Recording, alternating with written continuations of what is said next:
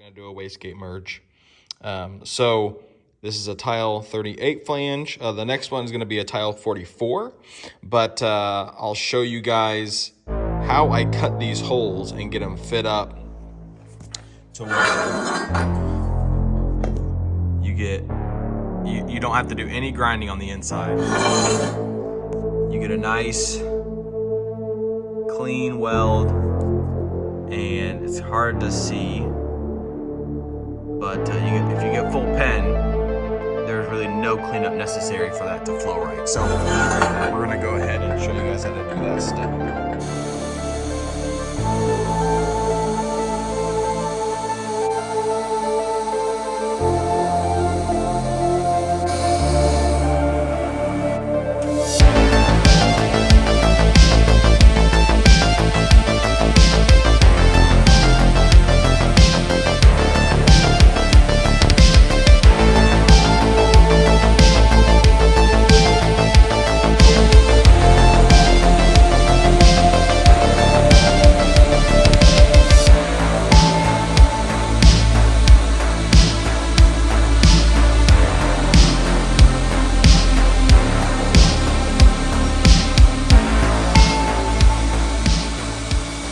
Getting that uppipe bracket welded on there, and but the one thing we're gonna work on next, and this is what I wanted to show you guys, was the wastegate port. How I add these, how I prep them, so that when you're done welding them out, you do not have to do any port work. And really, all you need is a good old scribe. This is how I make the nice trace out of the hole and then cut it out, and I'll show you guys how we do that. All right, so we have our up pipe. We have the bracket all welded on. Now we need to add the wastegate, and you see this reference mark here. That is just one side of the gate. And so I put that permanent marker there, and so she's gonna sit about there. Could do is I could use a permanent marker, but I don't like to use permanent marker to mark these things out. So all I'm going to do is I'm just going to put one tack on this thing, just on this side, just a quick tack. So there we go. We got our tack. And I take my scribe, and you can get these anywhere, Harbor Freight, any like local hardware store. I mark and scribe all around the gate, the wastegate entry, and then what I do is on the toe up here of the weld, I'll mark as well. And that's that. So then you pop your gate port off, and now what you have is you have this nice fine line of where you know you cannot, or you shouldn't, go beyond. Wipe off the permanent marker. Wipe off our mark here. And then what we're left with is we're left with that. A nice scribe line. You can see the scribe line up here all the way around. And that kind of gives you an idea of what we're looking at. We're looking to get pretty close to that line, but you got to keep in mind the thickness of the material, and then your notch angle, how that affects the width or thickness of the material. So we'll go ahead and get this hole cut now. So we got our vise. We are now in the dust room, and we've got our up pipe. And you may be wondering what this is.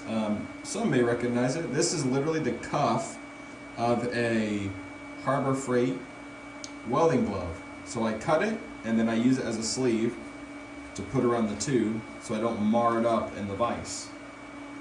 And so put it in the vise, and then I lock her down, and then that ain't going nowhere.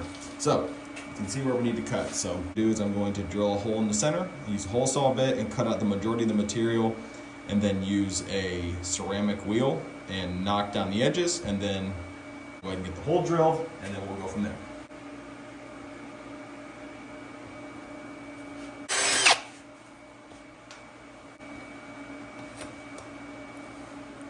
And then this is an 1 3/4 hole saw.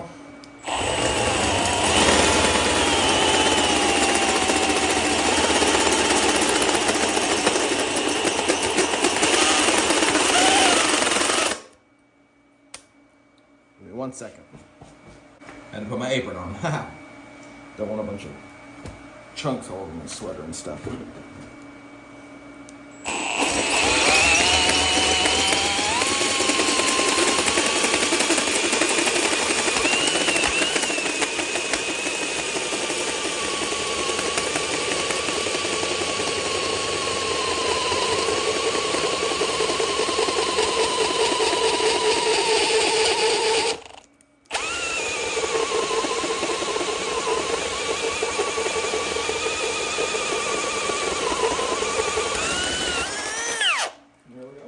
So there is the majority of the hole cut out. Now, some people, for some reason, have an issue using hole saw blades to cut the material out like that.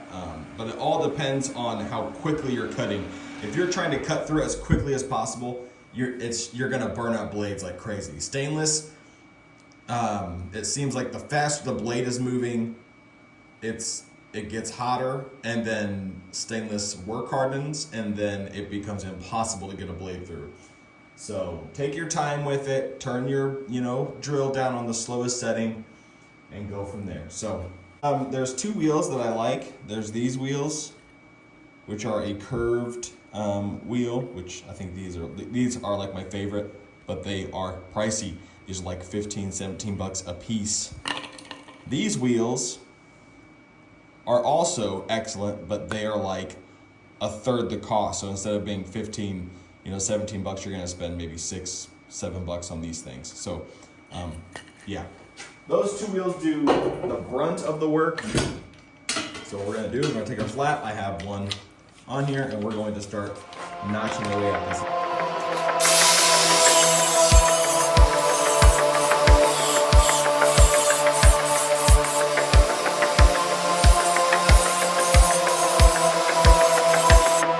See where we're at. So took the flap disc and kind of cut her all down, got it nice and majority of the material cut out to where now I can take the spiral band, get in there and just clean it up, deburr it, refine it, get it almost as close to the edge as I can, and then we can get that wastegate port welded on there.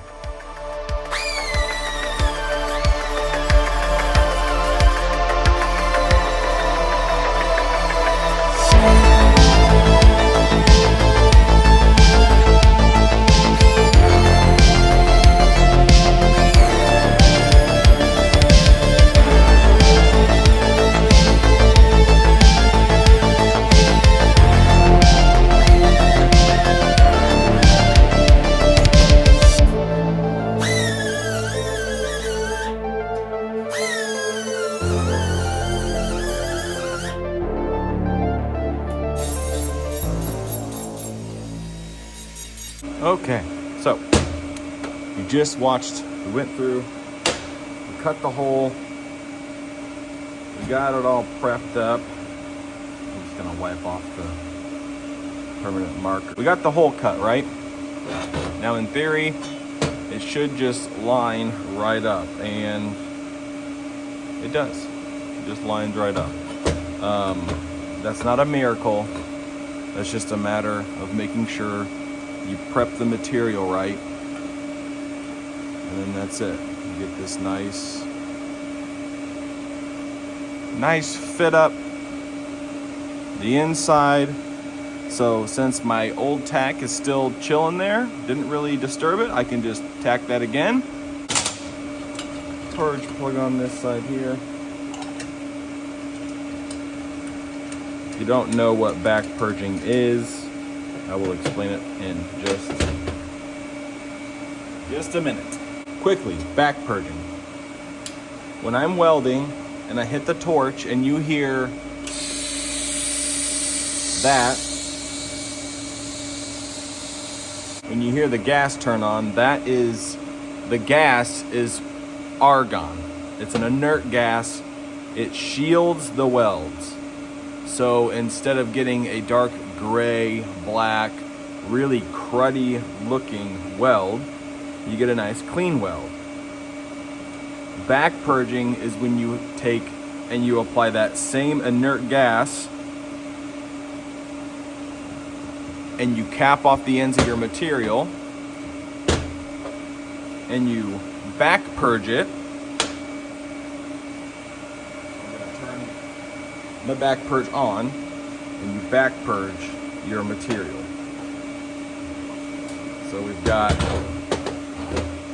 this end capped, we've got this end capped. Now all I need to do is cap this end, line up our tack, tack it up. So now what I'll do is I'll kind of let that just sit for just a minute. But you can see the fit on that joint there.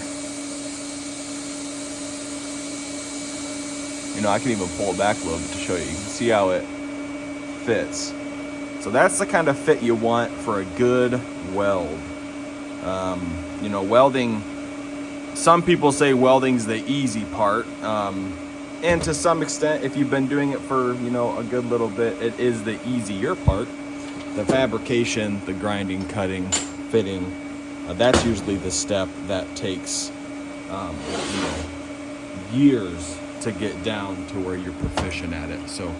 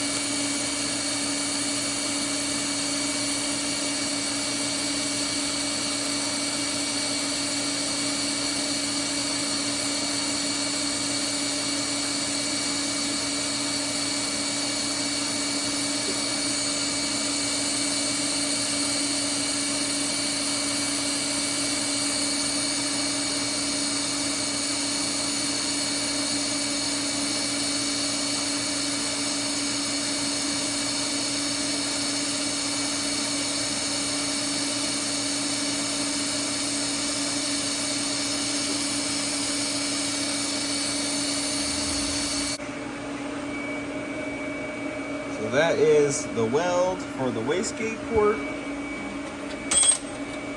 Now we gotta add our gusset, which is just going to go on like that-ish. And then the tag. So